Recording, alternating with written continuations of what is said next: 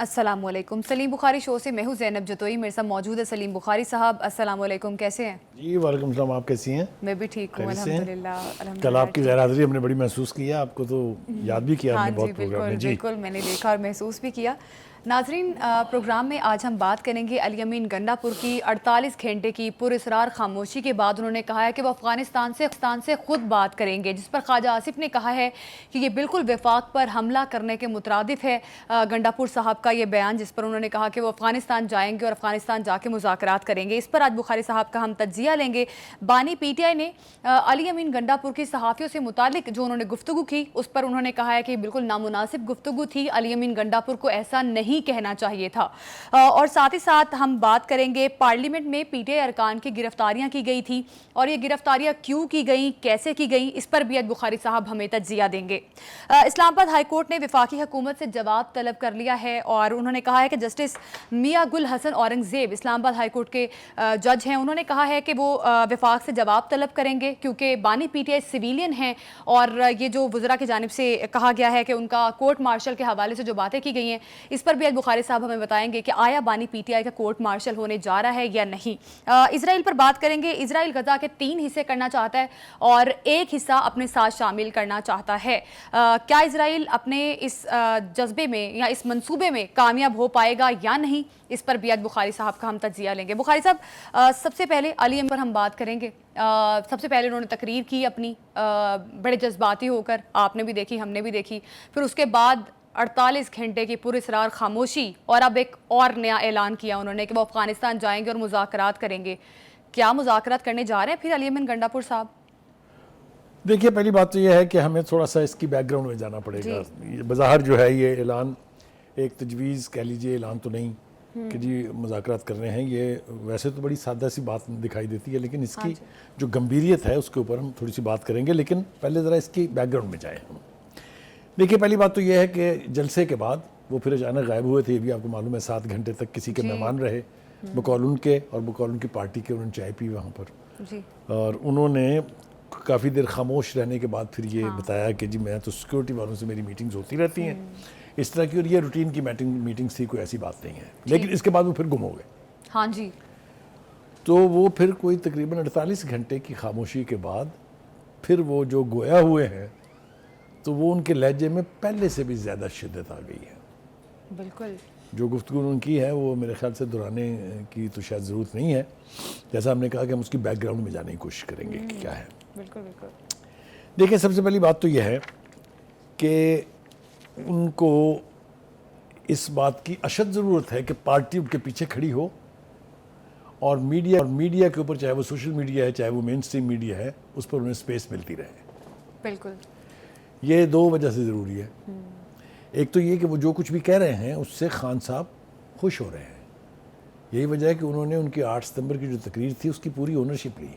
लेकिन अब माफ़ी भी तो मांग ली है। नहीं, किसने? अभी उन्होंने कहा कि नामुनासिब थी जो सहाफ़ियों से मुतालिक उन्होंने सहाफ़ियों की बात की। चले एक चीज़ तो एक छोटी सी गुफ्तगू थी ना, बाकी तो बहुत सारा कुछ कहा उन्होंने।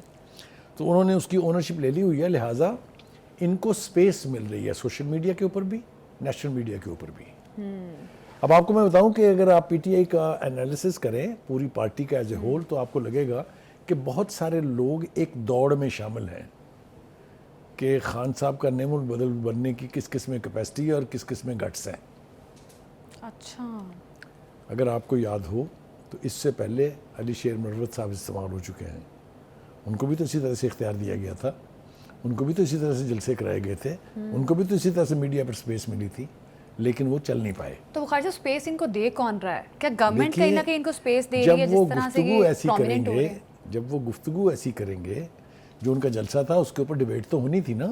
जो कुछ उन्होंने उसमें कहा था उसको दरगुजर तो नहीं किया जा सकता ना। इसी तरह से उनकी आज की जो तकरीर है, इसमें जो अफगानिस्तान वाली बात है, ये तवज्जो दिलाओ नोटिस है कि मेरा नोटिस लें, मैं क्या कह रहा हूँ। आप देख ले पूरी मीडिया के ऊपर काहे की बात गश्त है, यही बात गश्त है ना। तो ये तो बाकायदा इसको मैं समझूंगा कि एक तरह का प्लान है, और गंडापुर से इस तरह का प्लान बनाना जो है उसकी तवक्को तो नहीं की जा सकती। लेकिन अपेरेंटली ये लग रहा है कि उनको भी मुँह राल तो टपक सकती है ना किसी की भी, किसी का नेमुल बदल बनने के लिए, कि नहीं टपकती। لیکن وہ جواز بھی دے رہے ہیں بات کا کہ میں اپنے صوبے کو اس طرح بلیڈ کرتا نہیں دیکھ سکتا, اس لیے میں جانا چاہتا ہوں وہاں. دیکھیے اس کے اوپر تو ہم بعد میں آئیں گے, تھوڑا ہم بیک گراؤنڈ ذرا اس کی بھی ریکال کر لیں. پی ٹی آئی اور ٹی ٹی پی یہ ہمیشہ رابطے میں رہے ہیں. اگر آپ کو یاد ہو خان صاحب کا طالبان کے دفاتر یہاں کھولنے کا مسئلہ ہو, وہاں سے 40,000 لوگ لا کے یہاں بسانے کا مسئلہ ہو, یہاں کے پی کے حکومت کا براہ راست مذاکرات جاری رکھنے کا مسئلہ ہو, بے پناہ باتیں ہیں جس کی بنا پر ہم یہ کہہ سکتے ہیں کہ یہ رابطوں کی تاریخ موجود ہے اور رابطے جاری رکھنے کا اندیہ جو ہے وہ اسی بیک گراؤنڈ میں ہے. اس لیے کہ طالبان کے لوگ یقینی طور پر پاکستان میں اگر کسی سے بھی بات کریں گے تو وہ پی ٹی آئی کی لیڈرشپ ہوگی, کیونکہ باقی تو وہ کسی سے بات کرنے کے لیے تیار ہی نہیں ہے. آپ کو یاد ہے نا کہ پاکستان اور ٹی ٹی پی کے تعلق جو مذاکرات تھے یہ کال آف ہو گئے تھے. جی بالکل.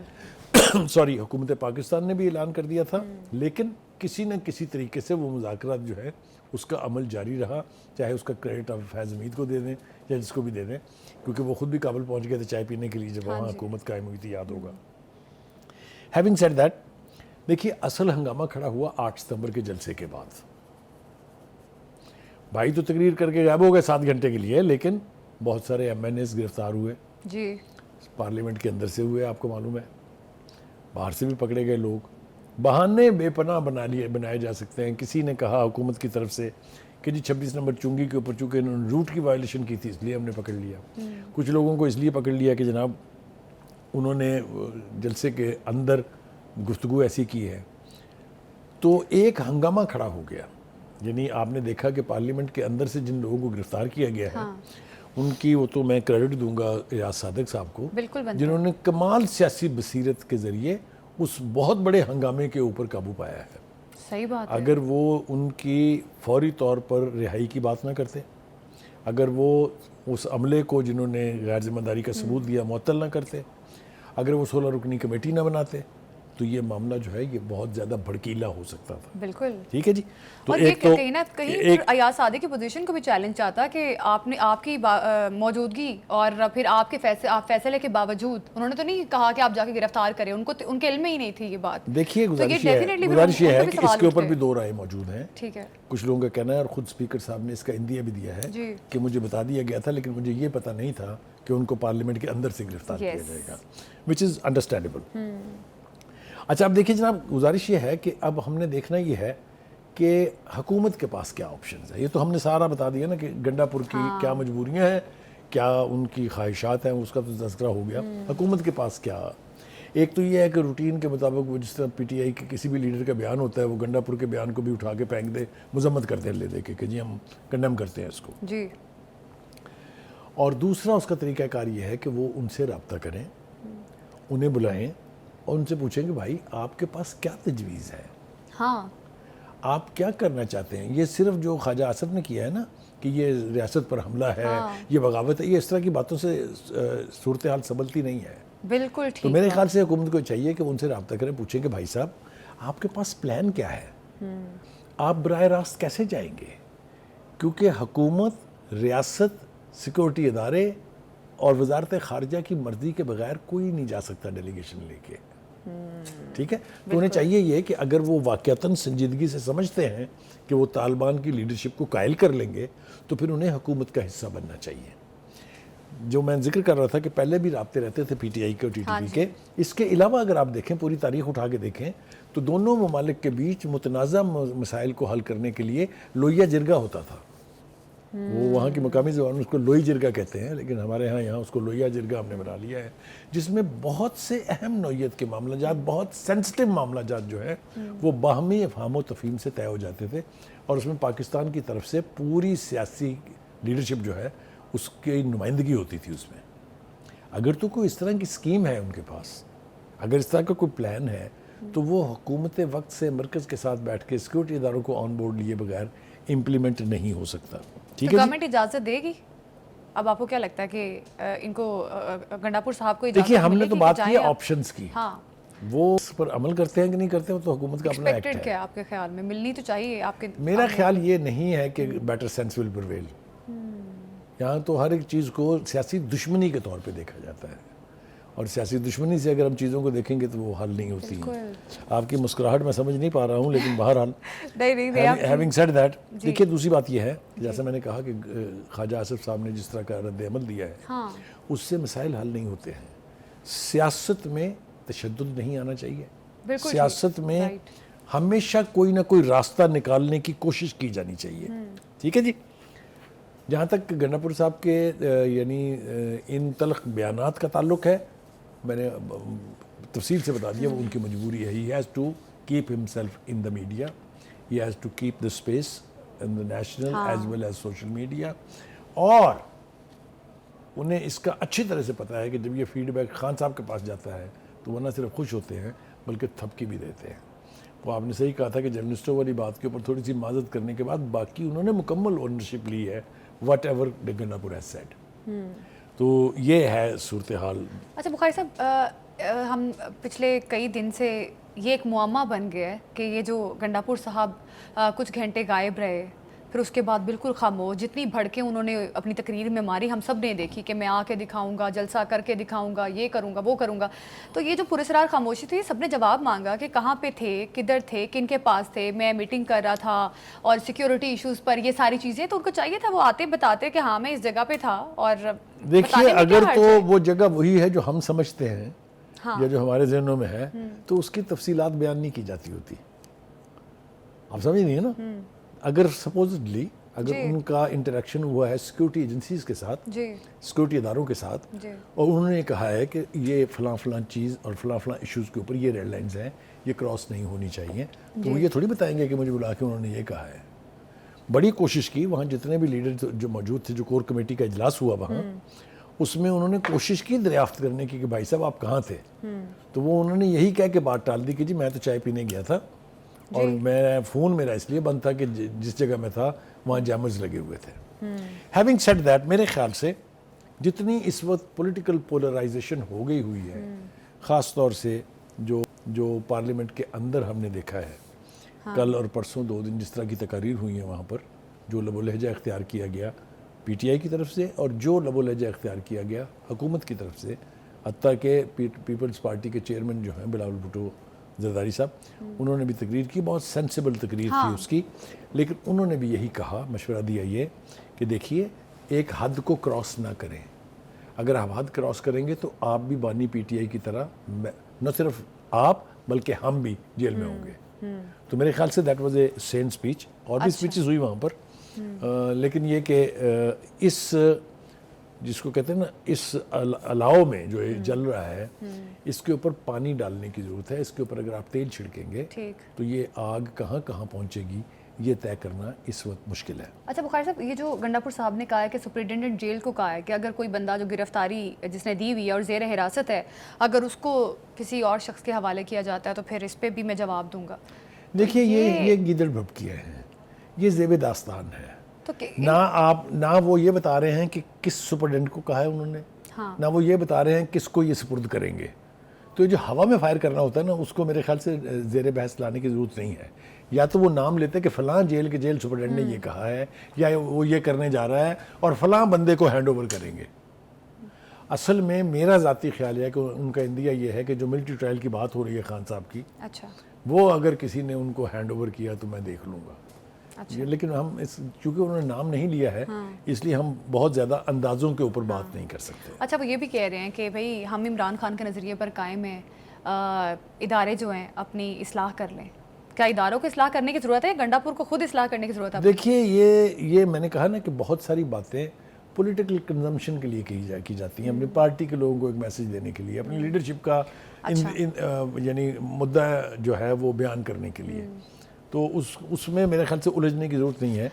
یہ اس طرح کے بیان بازی ہوتی رہتی ہے، لیکن اصل بات یہ ہے کہ کیا پی ٹی آئی اور جو سٹیک ہولڈرز ہیں ان کے بیچ کہیں برف پگھل رہی ہے، کہیں کچھ راستہ نکل رہا ہے، کیا کوئی بیک ڈور ڈپلومیسی ہو رہی ہے. آپ سمجھ رہی ہیں نا میں کیا کہہ رہا ہوں؟ کیونکہ یہ بازگشت تو ہم نے بہت سنی ہے نا. خود خان صاحب نے کہا تھا کہ میں نے 6 رکنی ایک کمیٹی بنائی تھی جو مذاکرات کرے گی اسٹیبلشمنٹ سے. پھر انہوں نے کہا کہ میں نے ان کو روک دیا، اس کا مطلب یہ کہ مذاکرات ہو رہے تھے. تو بہت ساری باتیں ہیں نا. اچھا بخاری صاحب، ایک چیز یہ میرا خیال ہے سمجھ سے باہر ہے کہ پی ٹی آئی کا 8 ستمبر کا جلسہ حکومت نے اجازت دی آپ جلسہ کریں اور پھر پی ٹی آئی اراکین نے وائلیشنز بھی کی، ہم نے دیکھا براہ راست. اچھا اس کے بعد گرفتاریاں جو کی گئیں تو اچھا نہیں تھا کہ پولیس ایک پراپر پلیٹ فارم سے چلتی اور جس طرح سے پارلیمنٹ میں جا کے انہوں نے ان کو گرفتار بھی کیا، پھر لوگوں کے اندر مختلف آراء پائی گئیں کہ پارلیمنٹ کے تقدس کو بھی پامال کیا. دیکھیے جو گرفتاریاں جس طرح سے ہوئی ہیں، جس طرح سے آپ وہ بیان کر طریقہ رہے کار ہیں، بڑا غلط تھا. ایسی کیا ایمرجنسی وہ اگر غلط نہ ہوتا تو حکومت کو اتنی خفت نہ اٹھانی پڑتی نا. آپ دیکھیں نا کہ ایاز صادق صاحب جو ہے اسپیکر نیشنل اسمبلی کے، he has come to the government's rescue. بالکل انہوں نے ان کو ریسکیو کیا ہے، ورنہ وہ بہت مشکل صورتحال ہے جس میں آپ پارلیمنٹس کو اندر سے اٹھا لائیں. ویسے تو ہم نے کل آپ کی غیر موجودگی میں پنجاب اسمبلی کے سین دکھائے تھے جس وقت پولیس کو کٹاپا چڑھا تھا پی ٹی آئی کی خواتین کے ہاتھوں، یاد ہوگا نا آپ کو بھی، لوٹے لے کے. تو ہم نے دکھایا تھا. پھر ہم نے وہ بھی دکھایا تھا کہ پارلیمنٹ کے اوپر کیسے ٹرک چڑھانے کی کوشش کی گئی تھی 2014 میں. جی. تو یہ ہوتا یہی ہے کہ جو میں کروں وہ ٹھیک ہے، جو کوئی دوسرا کرے وہ غلط ہے. یہ تو ماضی کی غلطی ہے نا جن کو دہرایا نہیں جانا چاہیے، کیونکہ یہ آگے ایک غلط جو ہے ٹریڈیشن قائم ہوگا اور جس کے زیر عتاب بہت سارے لوگ آئیں گے. تو یہ ہمارا جو پارلیمنٹ کی، ہم آپ کو پتہ ہے کہ ہم پارلیمنٹ کے تقدس پہ بات کرتے رہے ہیں کہ پارلیمنٹ سپریم ہوتا ہے، اور جس طرح سے جو بل پاس ہو رہے تھے ہم نے اس پہ بار بار بات کی ہے. تو ٹھیک ہے، آپ کی بات بالکل ٹھیک ہے کہ گورنمنٹ کو بھی اس میں تھوڑا سا اسمارٹ موو ہی لینا چاہیے تاکہ. اچھا بخاری صاحب، ابھی یہ جو احتجاج کرنے والی تھی پی ٹی آئی، اچانک احتجاج مؤخر کر دیا، لیکن یہ کہہ رہے ہیں کہ ہم جلسہ ضرور کریں گے جو ہم نے ستمبر کے اینڈ پہ کرنا. دیکھیے یہ خان صاحب کا جو یہ بیان ہے کہ وہ احتجاج جو ہے، یا خان صاحب کی پارٹی کی طرف سے جو بیان آیا ہے، سگنیفیکنٹ ہے. اس کو آپ انڈرمائن نہیں کر سکتے. اتنی شد و مد کے ساتھ یہ اعلان کیا گیا تھا کہ پورے ملک میں احتجاج کریں گے. ہاں جی ٹھیک ہے، بالکل. اس احتجاج کی کال کو واپس لینا اور صرف ایک جلسے پہ فوکس کرنا یہ بلا وجہ نہیں ہے. میں پھر اسی طرف لے کے جاؤں گا آپ کو بھی اور اپنے ناظرین کو بھی کہ ایسے لگتا ہے کہ کچھ نہ کچھ پیش رفت ہے کہیں نہ کہیں. اب وہ کامیاب ہوتی ہے کہ نہیں ہوتی ہے یہ اس کے بارے میں میں نہیں کہہ سکتا، کیونکہ خان صاحب ایک ضدی آدمی ہے. اگر اچانک وہ پھر ضد پہ اڑ گئے تو سارا کچھ دھرے کا دھرا رہ جائے گا. لیکن کہیں نہ کہیں کچھ نہ کچھ ایسا ہو رہا ہے جس سے یہ توقع کی جانی چاہیے کہ شاید بہتری کا کوئی راستہ نکل آئے. کیونکہ ادروائز آپ دیکھیں پولرائزیشن کہاں پہنچی ہوئی ہے. بہت زیادہ. بالکل. دونوں ایوان جو ہیں، سینٹ ہے، نیشنل اسمبلی ہے، وہاں دیکھ رہی ہیں آپ کس طرح کی گفتگو ہوتی رہی ہے پچھلے چند دنوں میں. تو میں سمجھتا ہوں کہ اگر کوئی بہتر راستہ نکلتا ہے، اگر اس لگی ہوئی آگ کو ٹھنڈا کیا جا سکتا ہے تو ہر ایسی کوشش کی تعریف کی جانی چاہیے، انڈورس کرنا چاہیے اس کو. حکومت اور پی ٹی آئی دونوں اپنے اپنے بیانیوں میں پھنسے ہوئے ہیں. دونوں کو گنجائش پیدا کرنی ہوگی تاکہ پولیٹیکل ڈائیلاگ انیشیٹ ہو سکے. دیکھیں دونوں ایک دوسرے سے بات ہی نہیں کرنا چاہتے. کون نہیں کرنا چاہتا؟ نہ تو بانی پی ٹی آئی کرنا چاہتے ہیں اور حکومت تو ترلے کر کے ان کے تنگ آ گئی، تھک گئی. بخاری صاحب چند لوگ ہیں نا جو چاہتے ہیں کہ ٹھیک ہے ہم بات چیت کریں، لیکن دیکھیں نا اگر پرائم منسٹر کہہ رہا ٹو ہو، وے چیزیں ہوتی ہیں. اگر پرائم منسٹر کہہ رہا ہو تو وہ اپنی پوری پارٹی اور اپنی پوری حکومت کو ریپرزینٹ کر رہا ہے. اگر آصف زرداری صاحب کہہ رہے ہوں تو وہ پیپلز پارٹی کو ریپرزینٹ کر رہے ہیں. اور کہاں سے دیکھیں نا مولانا صاحب سے جس طرح ملاقاتیں کی گئی ہیں، اور بھی بہت سارے سیاسی مولانا صاحب کی بات ہم کریں گے، لوگ ہیں ان کے ساتھ ملاقاتیں کی ہیں. تو میرا خیال ہے اگر ایک بہتر طریقے سے مذاکرات یا بات چیت ہو جائے تو پھر بہتر ہے. دیکھیے بات چیت کا راستہ تو میں نے کہا ہے کہ الٹیمیٹ راستہ ہے، اس کے بغیر کوئی مسئلہ حل ہونے والا نہیں ہے. لیکن اگر آپ مجھے، اب میں مجبور ہو رہا ہوں یہ کہنے پہ، اگر تو آپ مجھے یہ کہلوانا چاہتی ہیں کہ جو کچھ گنڈا پور صاحب نے کہا وہ بہت کمال کی چیزیں ہیں، بہت اچھی باتیں انہوں نے کی ہے، بالکل ایسا نہیں ہے. جو لب و لہجہ ہے ان کا، جو لفظوں کا چناؤ ہے ان کا، اس میں سے بہت ریاست کے لیے بہت چیلنجز ہیں اس میں. تو میں اب اس کی مذمت تو نہیں کر رہا ہوں، لیکن اگر آپ لفظوں کے تیر برساتے رہیں گے تو برف نہیں پگھلے گی. صورتحال بد سے بدتر ہوتی چلی جائے گی جو ہم افورڈ نہیں کر سکتے ہیں. اس لیے کہ آئی ایم ایف کا سٹاف لیول معاہدہ ہونے کے باوجود ایکسیکیوٹ نہیں ہو رہا ہے، اس لیے وہ کہتے ہیں پولیٹیکل سٹیبلٹی نہیں ہے آپ کے ہاں. ہمارے دوست ممالک جو ہماری ہمیشہ مدد کرتے تھے انہوں نے ہاتھ کھینچا ہوا ہے کہ پولیٹیکل سٹیبلٹی نہیں ہے. تو پولیٹیکل سٹیبلٹی لانے کے لیے دونوں ہی سائڈوں کو ایک دوسرے کے قریب آنا پڑے گا. اگر نہیں آئیں گے تو بہت نقصان ہوگا. अच्छा बुखारी साहब, ये जो गंडापुर साहब का रवैया है, जिस तरह से पहले इनको सीएम लगाया गया केपी का, तभी बड़ी क्रिटिसिज्म आया, आपको पता है कि पीटीआई पर और बानी पीटीआई पर। तो बुखारी साहब, अब आपको क्या लगता है कि ये जिस तरह से गंडापुर साहब चल रहे हैं, क्या अपनी सीएमशिप की रिटेन करेंगे आगे ज़्यादा अरसा? आपको लगता है देखिए, कि ये उनको चल ये सकेंगे? बात बहुत अच्छी तरह से पता है कि मेरी सीएमशिप जो है वो ना पार्टी के लोगों की वजह से है, ना मेरी मकबूलियत की वजह से है, सिर्फ खान साहब की खुशनुदी की वजह से है। और वो समझते हैं कि जब तक वो खान साहब को खुश रख सकते हैं, उनके चीफ मिनिस्ट्री को कोई ख़तरा नहीं है। अच्छा, तो खान साहब को क्या फ़ायदा हो रहा है? क्योंकि खान साहब पे भी क्रिटिसिज्म आ रहा है। खान साहब गंडापुर साहब जो बातें कर रहे हैं, क्रिटिसिज्म की तो खान साहब परवाह नहीं करते हैं ना, उनको इससे फ़र्क नहीं पड़ता कि उनके ऊपर क्या क्रिटिसिज्म हो रहा है। आप देखें ना, जब से वो जेल में क्रिटिसिज्म नहीं हो रहा है ना, तो he is not pushed, he is not bothered about it. मौलाना फजलुर रहमान ने कहा है कि इदारों के बड़े अपनी एक्सटेंशन की फ़िक्र में हैं। बुखारी साहब, ये जो मौलाना साहब ने कहा है कि इदारों के बड़े एक्सटेंशन चाहते हैं और एक्सटेंशन की बजाय इस्लाहात की तरफ जाना चाहिए, इसको आप किस तरह से देखते हैं? देखिए, इंपॉर्टेंट स्टेटमेंट है। जी, पहली बात तो ये है कि ये बात याद रखें कि मौलाना जो हैं वो सियासी ऊंच नीच के मुताबिक अपने आप को ढालने के और अपना स्टांस लेने के मास्टर हैं।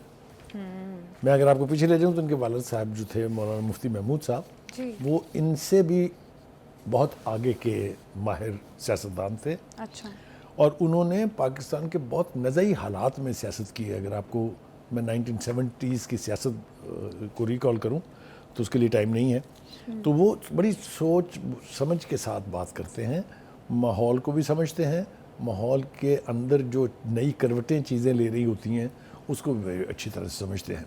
एक तो ये कि जो इशारे हैं ये ख़ास सिमत में हैं। ठीक, बात हो रही है कि जी काजी फाइज ईसा से आपको 3 साल की एक्सटेंशन दी जा रही है। बात हो रही है जी कि 3 साल की एक्सटेंशन का तो राइट है ना जी उनके पास, आपने कानून जो बना दिया था बानी पीटीआई ने, अल्लाह खुश रखे उनको। तो ये उस तरफ इशारा है कि ये एक्सटेंशन इस तरह नहीं होनी चाहिए, और अगर ये इस तरह ही होनी है या ये समझा जा रहा है कि ये उनका हक है, तो फिर पार्लियामेंट को भी एक्सटेंशन दें। सुनिए ना आपने क्या कहा उन्होंने, हाँ जी, उनका भी पार्लियामेंट के पास भी ये हक होना चाहिए कि वो एक्सटेंशन ले। लेकिन मेरे ख्याल से अगर आप मौलाना फजलुर रहमान के बयान को देखें तो आज की उनकी गुफ्तगू के एतबार से वो सबसे ज़्यादा अहम बोले हैं पार्लिमानी इस्लाहात के अदालती इस्लाहात के बारे में। उनका ख्याल ये है कि ये अपनी मर्ज़ी से जब चाहे आप जो मर्ज़ी यानी फ़ैसला कर लें या जो मर्ज़ी बिल पास कर लें, अदालतों को इससे मुबर्रा रखना चाहिए। अगर आप तवक्को रखते हैं कि वो इंसाफ करें तो फिर उनके साथ ये खिलवाड़ नहीं होने चाहिए। उन्होंने 2-3-4 मिसालें भी दी हैं अपनी गुफ्तगू में। उन्होंने कहा कि किस तरह जो है वो तरमीमें जो हैं वो पास करवाई जाती थी। हाँ, वो ख़ास तौर से इफ्तिखार चौधरी साहब ने जो 19वीं तरमीम जो है वो की थी, तो उस वक्त सियासतदानों ने थोड़ी सी आड़पस करने की कोशिश की, तो उसने कहा मैं 18वीं तरमीम उड़ा के रख दूँगा अगर आपने ये हमारी ना मानी तो। ठीक है, तो मतलब कहने का कि वो ये कह रहे हैं कि ये रवायात ठीक नहीं है, ये एक्सटेंशनें देने वाली जो बिदत है इसको ख़त्म करें। वो कह रहे गलत है, मेरे ख्याल से अमल। ये सेन बात है, ये इसमें कोई दो राय नहीं है। वो ये कहते हैं कि हम अदालतों के हवाले से नई रवायात की बुनियाद डाल रहे हैं जो नाइंसाफ़ के तकाज़ों के मुताबिक है, क्योंकि हमें ये तस्लीम कर लेना चाहिए कि जो हमारा एग्जिस्टिंग अदालती निज़ाम है ये फरसुदा हो चुका है, लिहाजा इसमें रिफॉर्म्स लाएं, एक्सटेंशनों की बात ना करें, सिस्टम ठीक करें। उनका कहना यह है कि जो हमारा इंसाफ का सिस्टम है वो बहुत बड़ा है। वो कहता है अनफॉर्चुनेटली अब सूरत हाल ये है कि कोई अदालती निज़ाम या अदालतें किसी को सपोर्ट कर रही हैं, कोई किसी को सपोर्ट कर रही हैं। ठीक है जी, जत्थों को ख़त्म करें और पार्लियामेंट को मजबूत करें। अदालतें सियासी ग्रोह बन चुकी हैं, ये बातें उनकी ठीक है। बिल्कुल ठीक। जिस हम एक्टिविज़म की बात करते हैं, जिसको मैं कभी कभी वो साकबी, गुलजारी, खोसवी, बंदियाली अदालतें कहता हूँ, वो इसीलिए हैं कि उन अदालतों ने सहूलतकारियाँ की, उन अदालतों ने सियासी किरदार अदा किए जो उनका काम नहीं था। तो मौलाना फजलुर रहमान ने बिल्कुल ये सही सिमत में इशारे किए हैं कि ये सारी बिदतें छोड़ें और इस्लाहात करके इंसाफ के निज़ाम को मौजू बनाएं, यानी उसको मुनासिब बनाएं ताकि लोगों को इंसाफ मुहैया हो सके। मेरे ख्याल से उनकी इन बातों से कतई कोई इख्तलाफ नहीं हो सकता, और मैं समझता हूँ कि जो भी उन्होंने कहा है उसको एंडोर्स करना चाहिए। हुकूमत को भी चाहिए कि वो पार्लियामेंट के अंदर ریفارمز کی طرف جائے, ایکسٹینشنوں کی طرف نہ جائے. اس وقت ہم جو سن رہے ہیں وہ یہ ہے کہ جی جو عمر ہے ریٹائرمنٹ کی اس میں 3 سال کا اضافہ کیا جا رہا ہے. اس کے حوالے سے قاضی فائزی صاحب اپنی پوزیشن پہلے ایکسپلین کر چکے ہیں کہ اگر تو ایکسٹینشن جو ہے وہ صرف ایک فرد کے لیے کی جا رہی ہے تو میں اس کا حصہ نہیں بنوں گا, مجھے وہ نہیں چاہیے. لیکن اگر سارے ہی ججز کی عمر جو ہے مدت ملازمت وہ اس کی یعنی عمر بڑھائی جا رہی ہے تو پھر اس کو اوپر ان کو کوئی اعتراض نہیں ہوگا. یہ ان کی طرف سے ایک وضاحت آئی ہے. Therefore, having said that, یہ کنٹروورسی ختم ہونی چاہیے. قاری صاحب لیکن مولانا صاحب جس طرح سے کہہ رہے ہیں کہ ایکسٹینشن کے بجائے ریفارمز کی طرف جائیں, اور بات بالکل درست بھی ہے, لیکن ابھی مولانا صاحب یہ جو حکومت تیاری کر رہی ہے آئینی پیکیج جس پر ہم بات بھی کر رہے ہیں کہ تعداد بڑھانی ہے اور ریٹائرمنٹ کے بعد عمر بڑھا کر ان کو ایکسٹینشن ایک طریقے سے دینی ہے, تو قاری صاحب ابھی جو مولانا کی جو ابھی کی اسٹیٹمنٹ ہے تو کیا لگتا ہے آپ کو حکومت کو 2/3 اکثریت مل جائے گی پھر اگر یہ بل پاس ہونے کے لیے جاتا ہے؟ دیکھیے وہ تو جو پارلیمنٹ کے انسائیڈ منورنگ ہوتی ہے نا, وہ تو اس کی تو بے پناہ مثالیں میں آپ کو دے سکتا ہوں. کیا سینٹ کا چیئرمین جو ہے اس کا الیکشن ٹھیک ہوا تھا؟ ووٹ تو تھے ہی نہیں ان کے پاس, تو پھر کیسے جیت گیا ان کا چیف, ان کا چیئرمین آپ کے سامنے ہے نا. تو ووٹ منورنگ تو ہو جاتی ہے.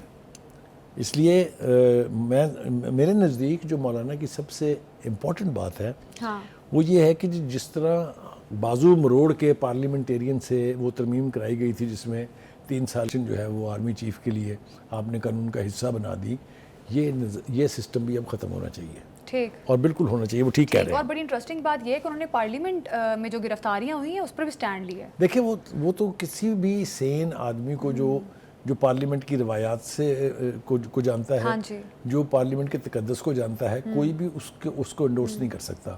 ایک شخص ایسا نہیں ملا جس نے جسٹیفائی کرنے کی کوشش کی ہو ان گرفتاریوں کو, چاہے وہ حکومت کا ہے چاہے وہ اپوزیشن کا ہے. تو یہ تو مطلب ہے سینٹی سے اوپر کی بات ہے کہ آپ پارلیمنٹ کے اندر آ کے لوگوں کو پکڑ کے لے جائیں. اچھا بخاری صاحب, اسلام آباد ہائی کورٹ نے جو گرفتار پی ٹی آئی کے اراکین تھے ان کے جسمانی ریمانڈ کو معطل کر دیا. ابھی تو رو رہا تھا میں آپ کے سامنے بیٹھ کے, اگر عدالتیں اس طرح کی سہولت کاری کریں گی تو مجھے بتائیں انصاف کا نظام کیسے ہوگا. تو یہ سہولت کاری ہے, یہ سہولت کاری ہے نا. جائیں نا کورٹوں میں مقدمے کا سامنا کریں نا پہلے. ابھی دیکھیں, ابھی فیصلہ نہیں ہوا کہ عمران خان صاحب کا ملٹری ٹرائل ہونا ہے کہ نہیں ہونا ہے. جج صاحب پوچھ رہے ہیں, میں نے دسو پہلے کر رہے ہیں کہ نہیں آپ ٹرائل کر رہے ہیں. یہ جج کا کام ہے پوچھنا. مطلب کہنے کا یہ ہے کہ یہ جس طرف ہم نے پہلے اشارہ کیا, اور مولانا فضل الرحمان صاحب نے تو بالکل 2 ٹوک لفظوں میں کہا ہے کہ عدالتیں جو ہیں کچھ جو ہیں وہ کسی کی سہولت کاری کر رہی ہیں, کچھ کسی کی سہولت کاری کر رہی ہیں. میرے خیال سے اس سے باہر نکلنا چاہیے. لیکن جہاں تک ان کے وہ معطل کرنے کا تعلق ہے, میں سمجھتا ہوں کہ چونکہ وہ عمل ہی غلط تھا لہٰذا اس کو انڈو کرنے پر مجھے کوئی اعتراض نہیں ہے. عدالتوں کو شاید یہ حق پہنچتا ہے کہ اگر پٹیشن ان کے پاس آئے تو وہ اس کے اوپر فیصلہ کریں. لیکن جیسے جو میں نے مثال آپ کو دی ہے دوسری, کہ آپ باقاعدہ وکلاء کی طرح سے بحث کرنی شروع کر دیں, ان سے عدالتوں کو اجتناب کرنا چاہیے. اچھا بخاری صاحب, یہ جو مولانا صاحب نے کہا ہے کہ آئینی معاملات کے لیے الگ عدالتیں ہونی چاہیے, دیکھیں یہ مولانا صاحب نے تو ایز این انڈیویجول یہ اپنی پارٹی کی طرف سے ترجمانی کی ہے. اس کے اوپر پہلے کنسنسس تھا. پی ٹی آئی بھی عدالتی ریفارمز کرنا چاہتی تھی, پی ڈی ایم کی گورنمنٹ بھی عدالتی اصلاحات کرنا چاہتی تھی, لیکن اس طرف جاتا کوئی نہیں ہے. اس طرف جانے کی بجائے بات شروع ہو جاتی ہے ایکسٹینشن کی. تو یہ اس لیے اس سے جتنا اجتناب کیا جائے میرے خیال سے اتنا ہی ٹھیک ہے. بخاری صاحب, جو اسلام آباد ہائی کورٹ نے جواب طلب کیا, وفاقی حکومت سے بھی بات بھی کر رہے تھے ہم جوڈیشل ایکٹیویزم پر, تو بخاری صاحب اگر وزراء کی جانب سے بانی پی ٹی آئی کے ٹرائل کی وہ کہہ رہے ہیں کہ دھمکی دی ہے, جسٹس میاں گل حسن اورنگزیب صاحب نے کہا ہے, تو بخاری صاحب اس میں پھر کیا حرج ہے اگر عدالت جواب مانگتی ہے؟ دیکھیے گزارش یہ ہے کہ اس کے حوالے سے ایک پٹیشن سپریم کورٹ میں پینڈنگ ہے. جی, انہوں نے کہا کہ سویلین کا ملٹری ٹرائل ہونا چاہیے کہ نہیں ہونا چاہیے. جی, ہو لینے نا فیصلہ اس کا فیصلہ ہو جائے گا تو طے ہو جائے گا نا کہ آئندہ کبھی ملٹری ٹرائل ہونا ہے سویلین کا کہ نہیں ہونا ہے. But any way, having said this, وہ ٹھیک ہے. آپ بات کر رہی تھی وہ 21 ستمبر کے جلسے کی. جی, تو آپ بھول گئی شاید. وہ ہاں جی بالکل, وہ میں ابھی بات کرنے ہی لگی تھی بخاری صاحب آپ سے. ابھی 21 ستمبر کا جلسہ کیا لگتا ہے ہو پائے گا؟ کیونکہ حکومت تو کہہ رہی ہے کہ پی ٹی آئی نے وائلیشنز اتنی کی ہیں. دیکھیے اگر تو میں حکومت کے جو لوگ ہیں جو کچھ انہوں نے رد عمل کا اظہار کیا 8 ستمبر کے جلسے پہ, جی اگر میں اس پہ جاؤں تو نہیں لگتا کہ ان کو اجازت ملے گی. دیکھیے وہ جلسہ اسلام آباد کے اندر کرنا چاہتے تھے, 4 دفعہ ملتوی ہوا, نہیں دی نا اجازت, نہیں ہوئی نا, سنگجانی جائے کرنا پڑا نا. تو جب لاہور آپ کہیں گے کہ میں ڈھول اور برات کے ساتھ آؤں گا اور میں نے نوٹ وخا میرا موڈ بنے, آپ مجھے بتائیں نا پھر کون آنے دے گا. لیکن پی ٹی آئی تو بضد ہے کہ ہم نے تو ہر حال میں 21 ستمبر کو جلسہ کرنا ہے. دیکھتے ہیں, وہ کہتے ہیں نا we will cross the bridges when they will come, let the bridges come. تو بخاری صاحب ایک چھوٹا سا سوال میں آپ سے پوچھوں گی, حکومت کے کے پاس پی کے اندر جلسہ کرنا اور وہاں سے جلسے کے لیے لوگ لے آنا آسان ہے, پنجاب سے لوگوں کو نکالنا بہت مشکل ہوگا. لوگ نہیں جائیں گے آپ کے نہیں نہیں آئیں گے, یہ تو میں نے کہا ہی نہیں ہے. ہاں ٹھیک یہ ہے. تو کوئی سین آدمی نہیں کہہ سکتا کہ پی ٹی آئی کے پاس بخاری صاحب چھوٹا سا سوال, حکومت کے پاس کیا بیسٹ آپشن ہے, جلسے کی اجازت دینی چاہیے یا جلسے کی اجازت بالکل نہیں دینی چاہیے کیونکہ وائلیشنز نہیں کی روکنا چاہیے, ٹھیک ہے. جلسے کی اجازت دینی چاہیے کسی بھی جمہوری معاشرے میں, کسی بھی انڈیپینڈنٹ ملک میں. میرا نہیں خیال کہ کسی کو اظہار رائے کی پابندی ہونی چاہیے, جلسے کی اجازت دے. لیکن پھر وہی بات ہے کہ اگر نارمز طے کرنے بیٹھیں گے, یعنی ایس او پیز طے کرنے بیٹھیں گے, پھر آپ کہیں گے کہ یہ کوئی ہوٹل ہے جہاں 10 بجے لائٹیں بند کرنی ہیں. تو آپ مجھے بتائیں کہ یہ اختیار آپ کو کیسے دیا جا سکتا ہے کہ آپ جس جگہ مرضی چڑھ دوڑیں. میں یاد رکھنا چاہیے نا ہم کو, جب لوگ وائلنٹ ہوتے ہیں تو کچھ نہیں سوچتے کہ کہاں جا رہے ہیں اور کیا کہہ رہے ہیں اور کیا کر رہے ہیں. بالکل, جب لوگ وائلنٹ ہوتے ہیں تو یقیناً کچھ نہیں کہا جا سکتا کہ کس طرح سے آگے صورتحال بن سکتی ہے. نیتن یاہو کی ایک اور بدنیتی, غزہ کے شمالی حصے کو اب شامل کرنے کے لیے ایک نیا منصوبہ بنا لیا نیتن یاہو نے. بخاری صاحب کس طرح سے دیکھتے ہیں آپ اس منصوبے کو, کامیاب ہو پائے گا یہ یک طرفہ منصوبہ, یک طرفہ سوچ؟ دیکھیے ایک بات تو طے ہے کہ غزہ کی تقسیم کسی بھی صورت میں کرنے کی کوشش کی جائے حماس نے نہیں ماننا. جی ٹھیک ہے. اگر وہ مصری ماہر جو اس وقت وہاں اسیس کر رہے ہیں صورتحال کو, اس کی بیان کی طرف آپ دیکھیں تو ایک وقت میں تو نیتن یاہو کہتا تھا پورے کا پورا غزہ میں اسرائیل کا حصہ بنا دوں گا. جی ٹھیک ہے. تو ان کی خواہشات تو اپنی جگہ ہیں, لیکن یہ میں آپ کو بالکل کنوکشن سے کہہ رہا ہوں کہ حماس غزہ کی تقسیم پہ کبھی راضی نہیں ہوگی. ایک بات. بالکل. دوسری بات یہ ہے کہ وہاں پر جو اس وقت سب سے زیادہ سینسٹیو ایشو ہے وہ ہے جنگ بندی کا. صحیح.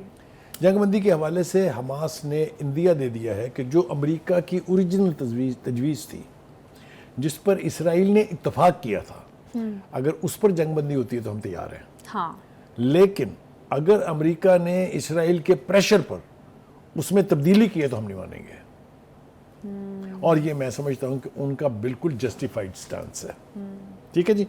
نیتن یاہو ہر کوشش کر رہا ہے کہ اس کی اپنی مرضی کے تحت غزہ جو ہے وہ بالکل ایک نان اینٹی بن کے اسرائیل کا حصہ بن جائے. اس کو کوئی ذی شعور انڈورس نہیں کر سکتا. ظاہر ہے. دوسری بات یہ ہے کہ امریکہ کے اندر چونکہ الیکشن ہو رہے ہیں, لہٰذا ان کی اپنی مجبوریاں. اگر آپ نے یہ ڈبیٹ دیکھی ہو تو اس میں کملا ہیرس اور جو ڈونلڈ ٹرمپس ہیں وہ اسرائیل کے حوالے سے دو مختلف باتیں کر رہے ہیں. ٹرمپ ایکیوز کر رہا ہے کہ اگر کملا ہیرس آ گئی تو اسرائیل نیست و نابود ہو جائے گا, اس لیے کہ وہ سین بات کر رہی ہے نا کہ وہاں پر اس طرح روتھلیسلی بچوں, عورتوں, بوڑھوں, جوانوں کا قتل عام نہیں ہونا چاہیے. اس میں مجھے بتائیں کیا غلط بات ہے. ہیونگ سیڈ دیٹ, دو طرح کی ٹینشنز وہاں موجود ہیں. ایک غزہ کی تقسیم نہیں ہونے دے گی غزہ اپنے حماس, دوسرا جنگ بندی اسی ڈیل کے مطابق ہوگی جس پر تمام سٹیک ہولڈر نے اتفاق کیا تھا. اس میں جو نئی اس چیزیں شامل ہوئی ہیں اس پر مثال کے طور پر یہ آپ دیکھیے, یہ دو پٹیاں ہیں نیٹساریم اور فلاڈیلفیا کوریڈورز. جی. یہ انٹری پوائنٹس ہیں from the Egypt side to Gaza. جی. آپ مجھے بتائیں وہ کہتا ہے کہ اس کے اوپر میرا قبضہ رہے گا بھی, کیوں رہے گا؟ ہاں جی. تو کہنے کا مطلب یہ ہے کہ وہ جتنا ان ریزنیبل ہوتا جائے گا اس خطے کا امن اتنا ہی دور ہٹتا چلا جائے گا. تو مجھے نہیں لگتا کہ آنے والے دنوں میں اسرائیل اپنی ہٹ درمی سے باز آئے گا یا امریکہ اس کی سپورٹ ترک کرے گا. یہ مجھے نہ ہوتی ہوئی چیزیں دکھائی دیتی ہیں. اور حماس کا سٹانس میں نے آپ کو بتا دیا ہے. لیکن پھر حماس بیچاری کیا کرے جب پوری ویسٹ کھڑا ہے اسرائیل کے ساتھ اور پورا اسلامی دنیا خاموشی اختیار کیے ہوئے ہے, تو آپ بتائیں حماس کی کون سنے گا؟ اس کا رونا ہم روتے آئے ہیں اپنے پروگرام میں اکثر کہ مسلمان قیادت جو ہے وہ جب تک حرکت میں نہیں آئے گی, جب تک اپنا پریشر ایگزرٹ نہیں کرے گی, آپ مجھے بتائیں کیوں مانے گا اسرائیل؟ تو یہ بہت بڑا ڈیلیما ہے. ہم توقع کیا, ہم تو امیدیں لگا کے ابھی اب تنگ آ گئے ہیں کہ انہوں نے کچھ نہیں کرنا. بخاری صاحب حماس اپنی لڑائی خود لڑ رہی ہے, انہوں نے اپنی جانوں کے نذرانے جس طرح پیش کیے ہیں. امن تو شاید دور ہو, بخاری صاحب 1 سال ہو گیا, اب کتنی دیر اور لڑیں گے ہم؟ دیکھیے آپ ذرا یہ تصور کیجئے کہ تمام تر قوت اور پوری مغربی دنیا کی سپورٹ کے باوجود ابھی تک اسرائیل وہاں اپنے آبجیکٹو حاصل نہیں کر سکا. تباہی کی ہے نا, لوگوں کو مارا ہے نا, زمین بوس کر دیا نا وہ, لیکن قبضہ نہیں ہے غزہ پر. ٹھیک ہے, تو کہنے کا مطلب یہ ہے کہ یہ کب امن وہاں آئے گا یہ تو ابھی کہیں مستقبل قریب میں تو دکھائی نہیں دے رہا. اچھا, پہلے 1 سال گزر گیا. آپ دیکھیں نا اس ماڈرن دور میں 1 سال تک کسی مائٹی پاور کے ظلم و ستم کو برداشت کرنا, ریزسٹ کرنا, میں سمجھتا ہوں یہ انہوں نے ایک طرح کی تاریخ لکھ دی ہے غزہ کے لوگوں نے اور خاص طور سے حماس کے لوگوں نے. تو ہم توقع ہی کر سکتے ہیں ہم اس وقت کے مسلم قیادت جو ہے وہ بھی اٹھے یونائٹڈ نیشنز میں اور دیگر جو ادارے ہیں جو ان کے اپنے تنظیمات ہیں اس کے ذریعے پریشر ایگزرٹ کرے. راستے تو بہت سے ہیں. اگر مسلمان ممالک تیل کی سپلائی بند کر دیں, اور امبارگو استعمال کیا تھا نا 1973 میں, انہوں نے دیکھا تھا نا دنیا, the world came to a halt. بالکل. اگر وہ راستے بند کر دیں بحری تو تجارت ختم ہو جائے گی پورے ویسٹ کی بھی اور یورپ اور امریکہ کی بھی. اسرائیل آئسولیٹ ہو جائے گا. بالکل. تو کہنے کا مطلب یہ ہے کہ یہ انیکشن جو ہے اس کی وجہ سے اسرائیل جو ہے یہ قتل عام جاری رکھے ہوئے ہے, اور حماس کی اس وقت کوئی نہ سنوائی ہو رہی ہے اور نہ وہاں پر امن کا. بالکل, حماس کی ابھی کسی قسم کی کوئی سنوائی نہیں ہو رہی, اور اب دیکھنا یہ ہے کہ مطالبات کہاں تک پہنچتے ہیں, کیا غزہ جنگ بندی ہو پاتی ہے یا نہیں, یہ آنے والا وقت بتائے گا. ابھی پروگرام سے ہمیں دیجیے اجازت, اگلے ہفتے پھر ملاقات ہوگی. اللہ حافظ.